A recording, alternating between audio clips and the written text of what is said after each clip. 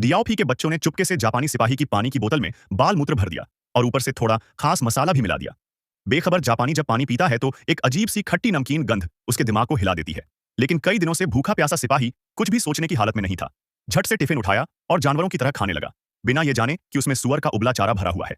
इतने में एक कमीना सहयोगी कुत्ता टाइप गुर्गा शक करता है और तुरंत आकर उसे सावधान करता है।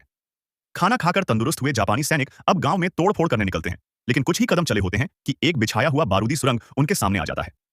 अचानक एक धमाके की जगह सुरंग हाथ में आ गिरती है। निकला क्या? वही शरारती बच्चा फिर से अपनी हरकत में था। उसने सुरंग तो फेंकी नहीं, उल्टा अपनी गुलेल उठाई और पास के पेड़ पर लटके भौरों के छत्ते पर निशाना साध लिया। इधर एक और जापानी सैनिक गांव की एक लड़की पर बुरी नजर डालता है, लेकिन लड़की हिम्मत करती है, हाथ में पड़ी बंदूक को दबा देती है। गोली चल जाती है। एक नहीं कई चल जाती हैं, और बिना देखे ही हवा में चलती गोलियां इतने जोर से लगती हैं कि पीछे से आ रहे सारे जापानी सैनिक एक ही बार में ढेर हो जाते हैं। ये सब देखकर एक छोटा जापानी डरकर भैंस के बाड़े में जाकर छिप जाता है, लेकिन उसे नहीं पता था कि वहां एक देशभक्त गधा बैठा है। उस गधे ने बिना कोई देरी किए एक जोरदार गैस देशभक्ति की स्मोक बम छोड़ दी।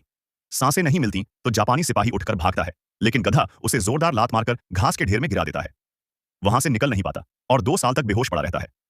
जब होश आता है तो उसे भूख लगती है, लेकिन उसका साथी उसकी पैंट फाड़ चुका होता है। इज्जत बचाने के लिए उसे एक लाल रजाई लपेटनी पड़ती है ताकि कुछ छुप सके।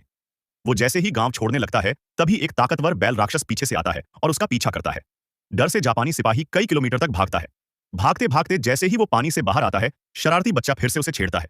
सिपाही जैसे ही उठकर पलटता है, बच्चा एक और चालाकी से बिछाए गए जाल को खींचता है और 800 किलो का पीतल का घंटा आसमान से गिरकर सीधा जापानी सैनिक पर गिरता है। अब बेचारा अंदर फंस जाता है, बाहर नहीं निकल पाता।